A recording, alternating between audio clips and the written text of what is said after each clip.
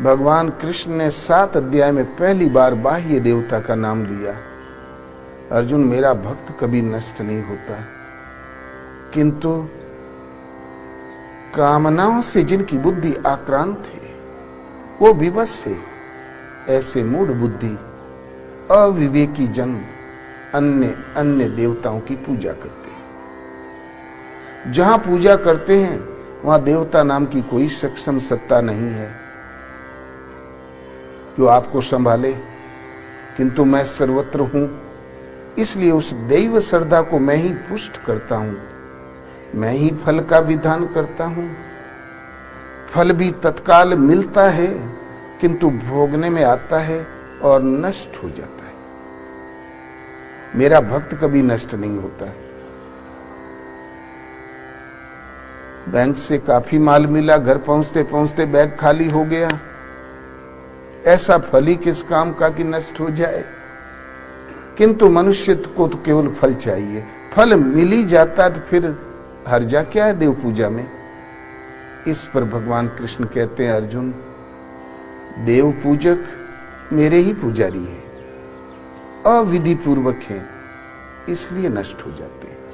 जब श्रम ही करना है तो विधि पूर्वक क्यों नहीं करते हो? ऐसा श्रम ही किस काम का? श्रम हमने किया और कुछ देर फल दिखाई पड़ा, फिर समाप्त। वो विधि है गीता, गीतोक्त नियत कर्म। एक परमात्मा जो सत्य है, नित्य है, शाश्वत है, सिवाय आत्मा के किसी का अस्तित्व नहीं।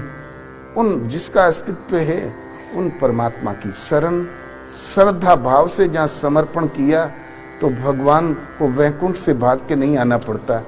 सबके उरे अंदर बसत जानत भाव को भाव, हृदय से ही वो आपके भाव को जानते हैं। हम संकल्प बाद में करते हैं, वो पहले जानते हैं, उनसे कुछ छिपा नहीं। तुरंत जहां श्रद्धा से डोरी लगी तो सार संभाल करने लगेंगे, आत्मा से ही जागृत होकर प्रेरणा देने लगेंगे। आप पाओगे कि हमारे पीछे कोई लगा है रक्षक के रूप में। उन प्रभु को पुकारे ऐसा कोई ओम अथवा राम, 2-2.5 अक्षर के नाम का जाप, चलते फिरते उठते बैठते खाते पीते शौच जाते पानी पीते, जीवन के हर मोड़ पर जब तक सचेत हो नाम याद आया करे, स्मरण बना रहे।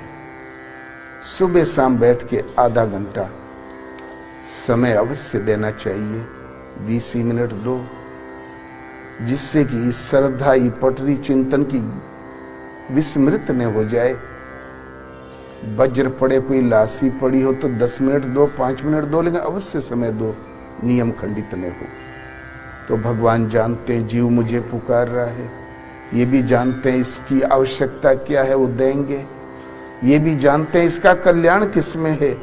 जब स्तर उठ जाएगा तो वही करेंगे जिसमें इस जीव का हित है, परम कल्याण है। नारद ने ब्याह मांग लिया, भगवान ने बंदर का मुंह दे दिया, बचा लिया। बाद में पोल खुली तो नारद चरणों में गिर पड़े, बोले प्रभु मैं तो बाल बाल बच गया। जब हरि माया दूर निवारी, नहीं था रमान राजकुमारी। तो बोले अरे भगवान ही तो माया थी, मैं तो बाल बाल बच गया। अब श्राप मेरा व्यर्थ हो जाए, मैंने दुर्वचन बहुत कहे प्रभु आपको, वो पाप कैसे मिटेगा? तो भगवान ने कहा नहीं नारद, मम इच्छा कह दीन दयाला, मेरी इच्छा थी। मैं जानता था कि तू अंतरंग भगत है, बिल्कुल खतरे में चला जा रहा रसातल में, हमने तुमको बचा लिया। तुरंत विभीषण पाछे मेला, सन्मुख राम सहु सोई सेला। विभीषण के ऊपर मरणांतक जब बार रावण ने किया तो भगवान आड़ में सामने खड़े हुए।